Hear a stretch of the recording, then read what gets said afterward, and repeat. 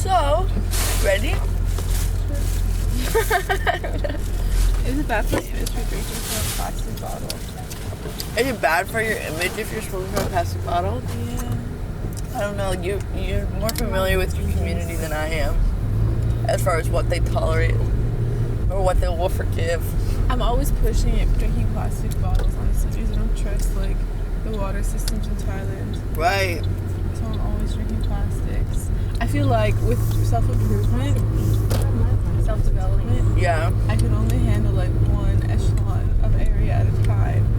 And Like focusing on one echelon of area? Yeah, and, like, layering it eventually. Mm-hmm. And, like, so, and then once that becomes a habit, you can start working on something else. Yeah. And, like, my final area of evolution will be planet-friendly stuff. But I had to, like, work on all the inside of me first. Yeah.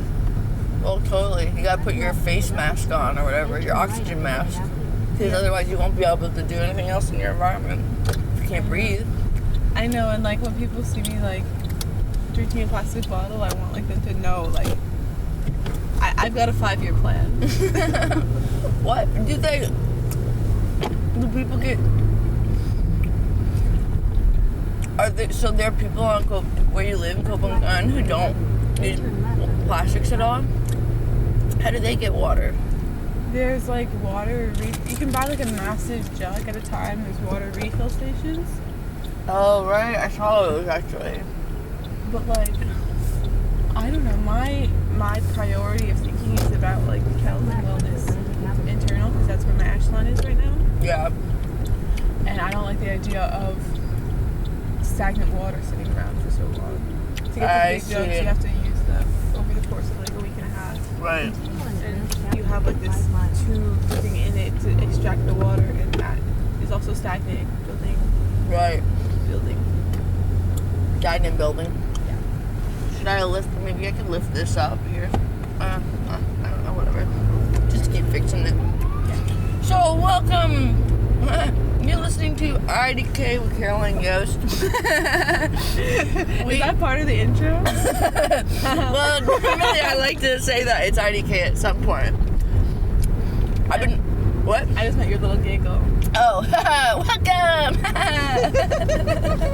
It's IDK! No, I don't think I've ever done that before. I can't be sure.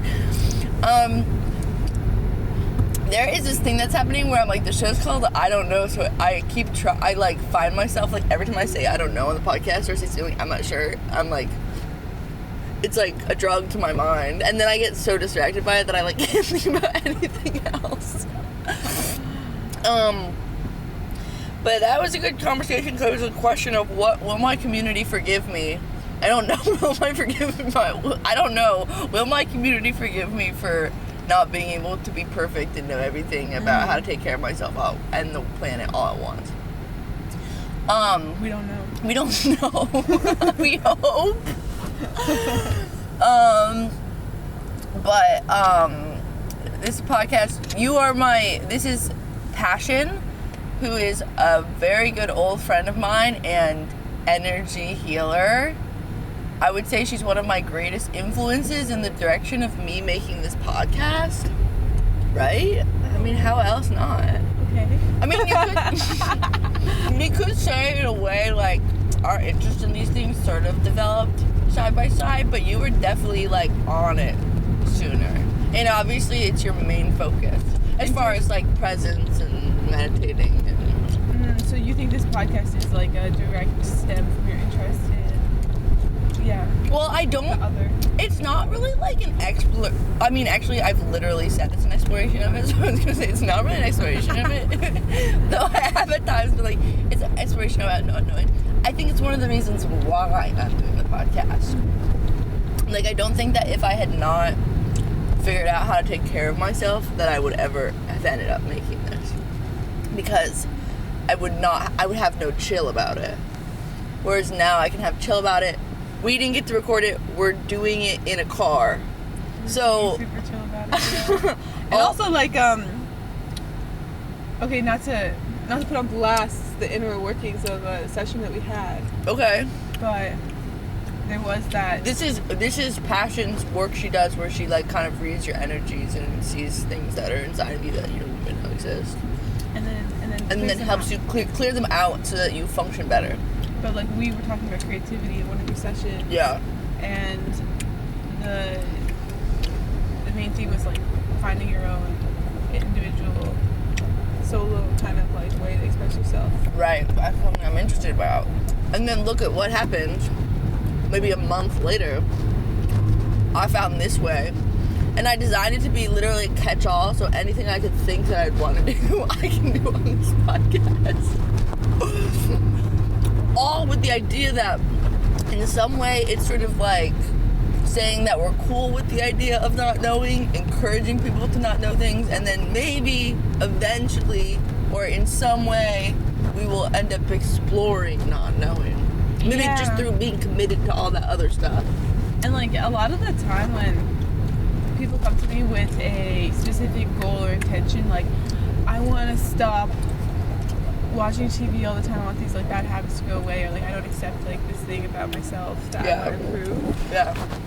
The result of the work that we do is them just being okay with this part of themselves.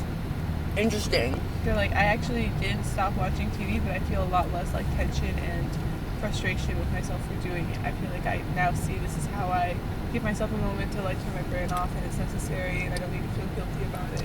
Right. So it's just like, and choosing ease. Right, and that it's like part of it is like you're choosing ease, and I feel like part of how you do that is by like not necessarily that you teach them this, but when you're accepting something, part of how your mind is changing around it is that you're almost challenging. You thought you knew something about that habit, like you knew that habit was negative, or it's bad and dirty, and I don't like it. Exactly, like you knew that, and then it's actually being like, oh, I don't actually know if I am sure that that's what it is, and so you're like, yeah, maybe holding on to that label was actually the biggest block that you had. Right, and that by accepting that the TV watching could be about a number of things, or doing a number of things for you, that, and you can't be sure when you're doing it. And when you hold on to that idea, like, oh, this is so bad and dirty, but you still have like a deeper like subconscious belief, like, I deserve bad and dirty things, then that belief itself is going to keep you perpetuating in that cycle. Like, this is what the bad and dirty thing is, and this is all I deserve, so I'm going to keep doing this, keep doing this, keep doing this. Right. Yes. The word belief you've used. A belief is sort of like belief is kind of like a foundational word that maybe is referring to not knowing, because like you believe something when you like can't prove it, but you know on some level that it exists, but you can't prove it, so you don't know for sure. I feel like that's not the whole definition of belief. No. I believe in science. Science isn't totally proving, but like I believe in. You believe in science. So tell me, do you believe in science, and what's your community going to think about what your answer is? I'm doing the thing again. I'm trying to connect everything back. Well, like I'm just saying, like you could like say like I believe in like something that's proven, even if something is. Oh, I see what you're saying. Yeah. But isn't science kind of an art still? Exactly why I kind of retracted that a little bit. Because people can be bad at science. I did this, I was on Richard's episode of this podcast. I like boldly was like, I don't believe experts. And then it was clear that like he didn't really understand what I meant. And I was like, I need to think about a more because you're being bold and brash, something like this. It's valid. It's super valid, especially the way that like data can be so manipulated. Right, like you can make science look like anything is proven. And it's true, like companies that want, like they pay scientists to do research that like shows that their product is good for people or something like that. Like there's so many ways, it's like, it's not always like the tool of science, like the scientific method or whatever is very powerful, but like what we refer to often as science is just like how people are using science. Yeah, just greater body of it being applied in not the most moral ways. Exactly. And even like I was somewhat in the academic world, publishing papers, doing research. And like, if you have just one little result, one change in the average of some outcome that's like a 0.1% increase, you could still make the sweeping statement like, this is a huge, like there was statistical significance to this change in this cohort, but it's not like, it's statistically significant, but it doesn't mean it's that significant. Right. But like, so like reading like the nitty-gritties of all the papers that I'm like researching and publishing. Right. Publishing in the sense that I was editing the papers, not writing them. But you feel like, oh, like just looking at the summary part, you know, the beginning blurb, right. You're like, this is incredible, this is proving this and this and this and this and this, but like on the ground, boots on the ground, it's kind of like different story. Yeah. Yeah, and how, like, in some ways it's about, like, what you are choosing to look at or emphasize, like, has a big part of how we interpret the results of that study. Like, that, like, being the statement of, like, there is a significant increase, like, it bloats what that actually means in the mind. Like, I was thinking, the word significant immediately makes you think, like, it's significant. Yeah, something's changing here. Yeah. But really, it means it's, like, subtly... A discovery's been made. Eureka. It's just subtly beyond, like, a negligible, like, chance change. Yes. Right. Well, you know what? It's interesting. It's me thinking about Laurel and Yanni right now. Me thinking about Laurel. It's me thinking about Laurel and Yanni right now. Oh, it's back to Laurel. Where, I guess maybe this isn't true because there is something about what kind of frequencies we can hear, and it has something to do with the frequencies you can hear. And maybe I'm just blessed with a gift about my ears can hear lots of frequencies. But oh my god, I actually want to ask you I'm curious about later, so I don't want to forget, but it has to do with the word superpower and cliche terms in, like, spirituality talk, and I'm wondering your opinion. But Laurel and Yanni, I was, like, able to switch I could hear Laurel, and then once I knew what Yanni sounds like, I could hear Yanni, and I can kind of, like, toggle between them. Not perfectly, but I can lead myself to hear one or the other. And it just got me thinking where I was like, I think what's happening, at least for me, someone who seems to be able to hear both, is that I'm making a choice to perceive whatever frequencies in the soundbite are going to lead to that, hearing that. Yeah. And then I hear it. But it's like a clear example about how the intention or the view or whatever, like how I am primed going into my perception is influences what I perceive. I mean, I'm someone who's made a career out of being able to tune into certain frequencies. Yeah. I felt so insecure that I couldn't. You're like, oh my god, Caroline's like tossing back and forth between Laurel and Yanni. And now you're like really, and like, now I'm driving it home. I just had this ability. I think it's innate in me. Well, I mean, it's different though. I know. But so totally. You though you're good at tuning into frequencies that are truly imperceptible to other people. Most people, but not everyone. Yeah. I mean, I guess everyone has the potential to perceive them. Yeah. But yeah, you do. Everybody does. They're not impossible to perceive. It's just a skill to develop. Yeah.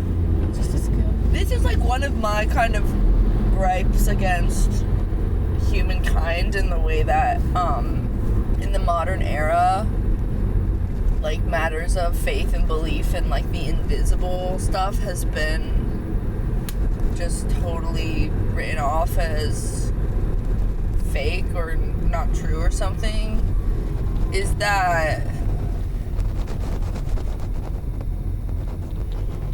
it is just one aspect of our experience that even though you can't see it, it's like one of humans' it's a human faculty.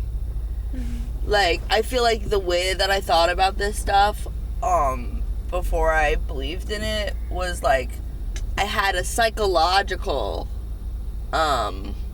I was like, this is some kind of psychological thing. Like, people go through some kind of psychological trauma, and then they, like, need to believe something. Or, like, when life is unpleasant, like, you need to believe something because you can't accept reality as it is or something. And it gives you so much to believe in something. I was like, oh, you get community out of this, and you get, like, comfort and blanket out of it. Like, yeah.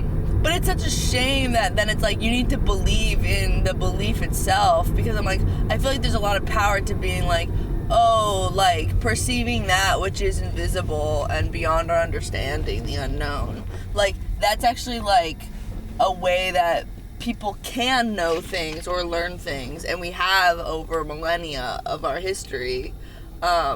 It's just a different type of faculty than science, and just like science, people can be good, better, or worse at that thing.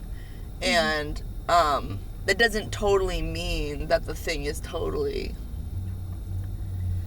it's just sketchy. Wacko or something. It's just sketchy. Because everybody's like, I mean, from the perspective who's deep in the world, I'm saying everybody, like, everybody in my world. Yeah, totally. Certainly not everybody. Yeah. But all the people who are down this path have their, like, different experiences and different, messages and channels that they're getting. Right. And it's hard to, like, measure. It's impossible to measure. Yeah. And it's totally understandable why people will be, like, freaked out and skeptical and be like... Yeah. And there's all these different ideas, like, that could be contrasting all the time. Yeah. And people are making some crazy claims. People can be making crazy claims. Or out there. Yeah, like, myself included. Right. And I have found that, like, as I've, like, read more and more books that are about... Like, I read that book about past lives that you recommended. Yeah. And you're like... You kind of, like, presented to me with some skepticism, and I read that book. It's this book called Many Lives, Many Masters, and immediately I was like, of course, reincarnation, and we're reincarnated. Like, I'm shocked at, like, how, like, open my mind is to just, like, accept it. Yeah. I mean, when you read a whole ass book about something. Yeah. A whole where you're like, this guy isn't making this up. And someone put years of their life in trying to paint an idea for you. It's so easy to eat that right up. Yeah. It's so easy. And then I get so tripped up thinking about how many books exist that are saying the opposite things. Right. And I could just read one or the other and then, like, get in that, like, oh, this is it. Yeah. But it's just really, like, what book are you picking up? Yeah, you, like, hope you pick up the right book at the right time. Because they all sound so fucking convincing. Yeah. And I feel like there's something about that book that's so potent, because that guy is, like, he's a psychiatrist, like, he's a doctor, like, he doesn't want to believe it. Like, it's not convenient for him to believe it. Like, what a convenient way to paint yourself. Yeah, exactly. And so for me, really I'm like, oh, yeah, of course, like, it's not in your best interest to believe this. I mean, I 100% believe in past lives. Yeah. That's my personal view. Right. I honestly forget that some people don't believe that. Right. It's like just a fact of life at this point. It does totally, like, rejigger, like, how you think about life and death and all this stuff. Yeah, definitely. And I think it's a much more comfortable way to perceive. So much more comfortable. I have so much relief from the idea. So much relief. I mean, but sometimes I get tripped up. I'm like, yeah, but it's done now, right? Like, I don't want to do it again. Like, you wish life could be over. I don't want life to be over. I want to keep living my life right now. But you just don't want to have to, like, go through the whole thing. The idea of going through the whole thing again for, like, the thousandth time. Well, that's why we don't remember the past, right? Because they know that we don't want to remember it all. Yeah. It'd be too exhausting for our little human bodies. Totally. Humans would be really sick if we had to remember it all. Yeah, it's like remembering the trauma of being born. Right. Sometimes I think about that feeling. And Being squished out the puss. devastating. Your head getting... Yeah, because I was doing this thing, you know, the water therapy. Yes. This is the therapy where you're in some type of pool, some still kind of water, like a little body. You're in total still womb, embryonically temperature water. Right. And you're on floaters, you're in floaters, so you're completely buoyant, no tense of a muscle whatsoever. Right. Being cradled in the arms of your mother-father archetype. Yes, there's some kind of healer who's like dragging you through the water And with their gentle arms. Yeah, some arms are gentler than others, I think. Yeah. But for me to have little glimpses of this, it felt like 1,000% being in the womb. 1,000%. Like, you are just the most vulnerable little baby, and it's just like the most euphoric experience to be able to like be just fully taken care of in every single way and not have to think or do or just be. You are just being. You are just being. Yeah. Yeah, on being, bitch. So that's what got me thinking, like, about how traumatic it is to be born. like for this to be ripped away from you. Yeah. And, like, it's all you know, and then suddenly you're like, it's draining in here. The hot tub, it's draining. Oh, no. I don't want to go. Like, what the fuck is going to happen to me?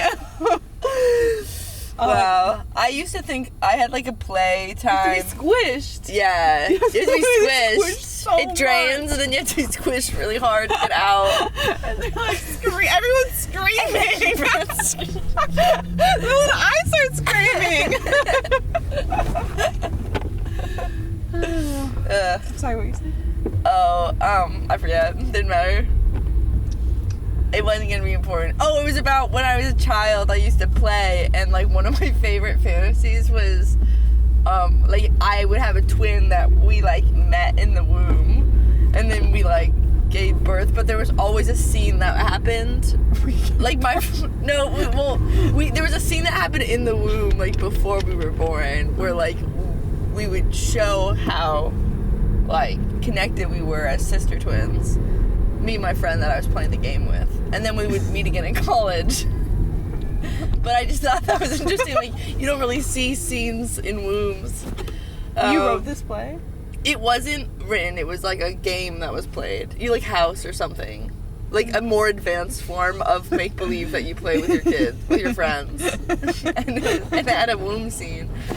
Yeah. It was a separated birth narrative. Like Tia and Tamara...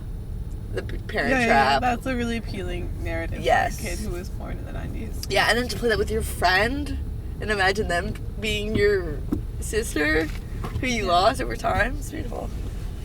That's good. I felt like we were in the womb together in your bed last night. Did you? Yeah. I was out. We're actually driving me to the airport right now. Yes, so we're driving past to the airport. She's returning home from her big homecoming around the holidays. And I had a little travel stress, and I struggled to sleep. But I honestly, sometimes it's nice to not sleep when you're in a really cozy bed. And you got like your womb sister next to you. Yes. Then you can have more hours of peacefulness. I can't just feel so good next to you. That's what I was talking about the other day, where I was like, sometimes we just look at each other and I just feel like it's like, it just feels good. Just look at each other and like kind of communicate by the way that we're looking at each other. Yeah. Oh, sending you vibes, sister. In a quarter mile, I'm sending you vibes, sister. West. What did Raisa say? Raisa said like, Passion in Thailand has now these like new friends who are also into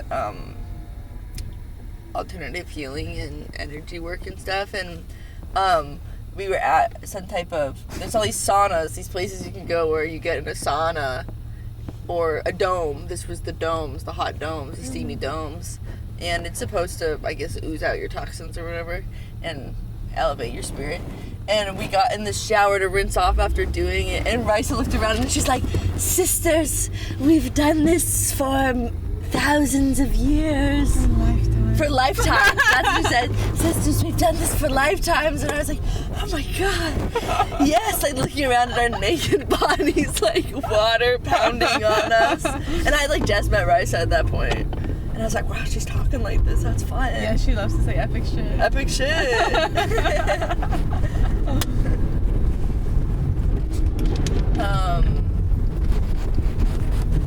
Yeah. Slight right on the south. Well, the way that I was gonna like lead in to be like, the reason I had you on was about sort of like this like, but I think I kind of said it where I'm like, I think of you as a person who like through the work that you're doing, you're like engaging with the unknown is like essential to it.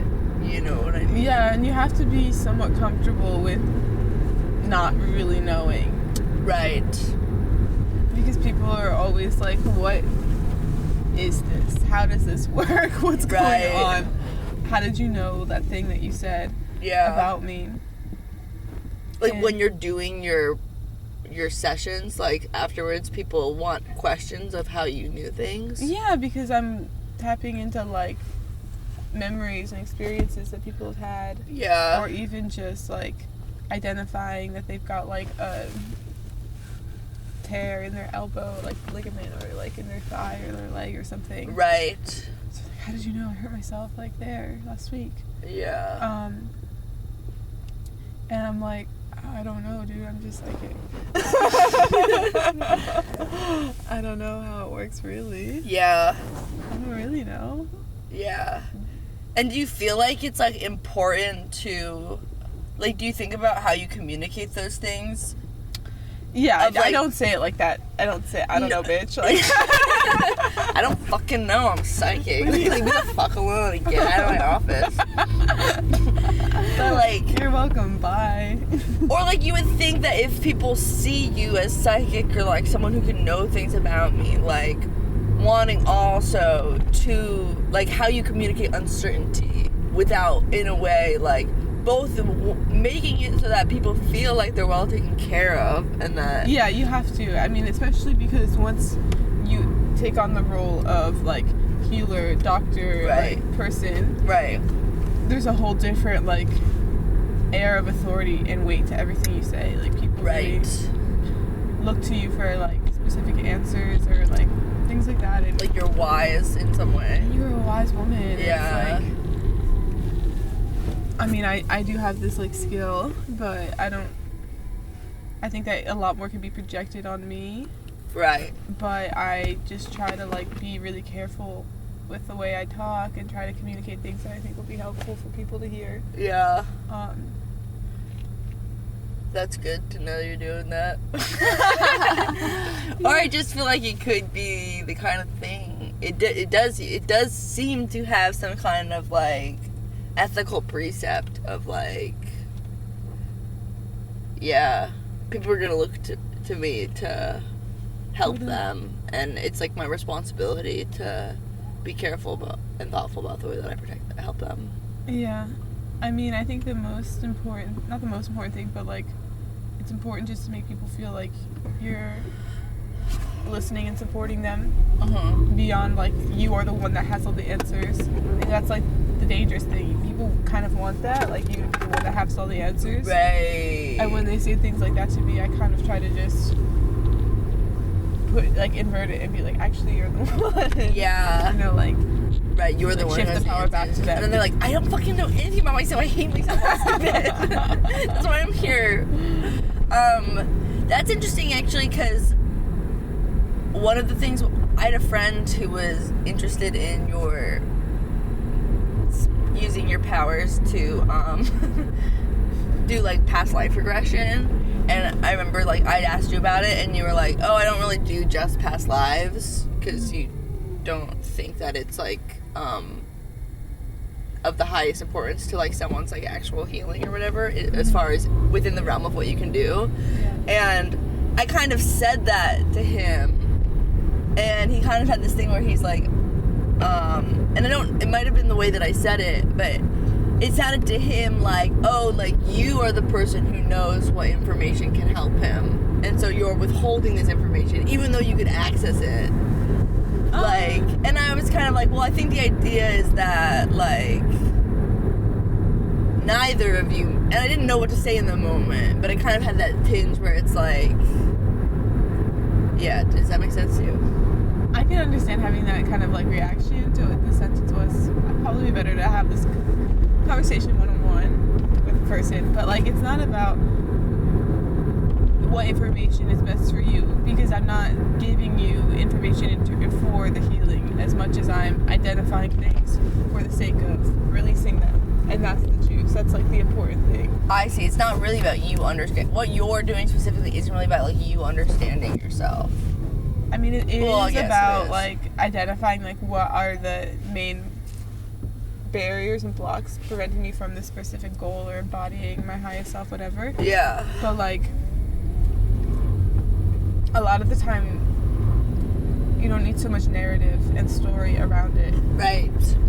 And that's what I felt like I don't like about going specifically into past life stuff, because it's like, when I first started like being able to do these readings, and I was just like getting all this information about like this lifetime, this lifetime, it just kind of devalued it and just kind of turned into all these different stories. And like, I was like, just like so much more information in my head that I didn't really need.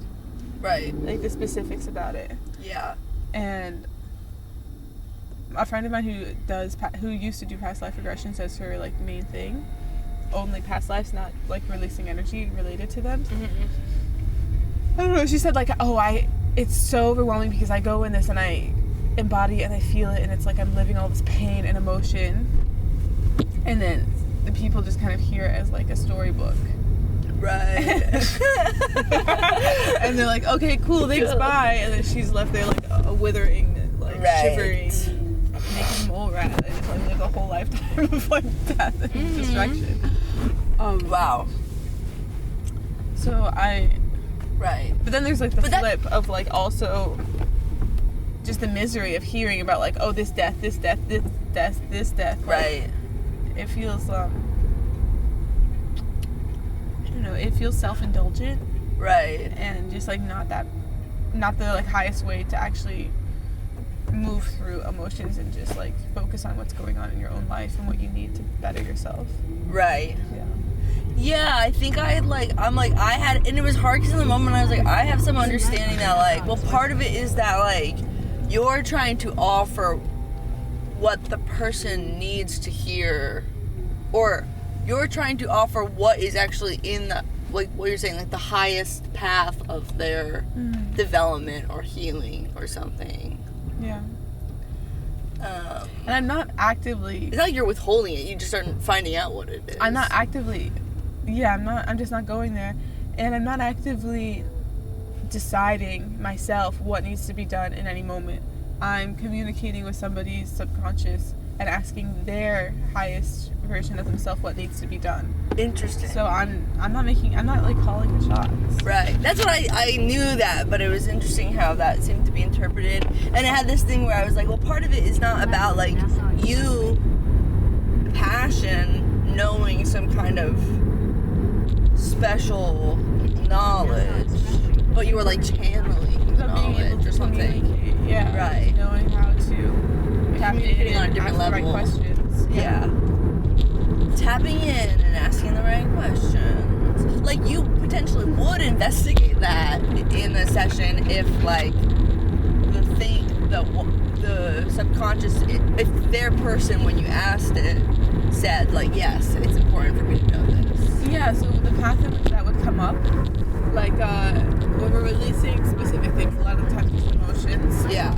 A lot of the time it's from this lifetime, but sometimes an emotion will come up that's from a past lifetime. Right.